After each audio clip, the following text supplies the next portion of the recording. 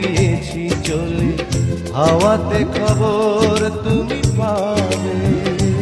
তুমি শয়নে স্বপনে যেন আমারই নাম ধরে ডাকো।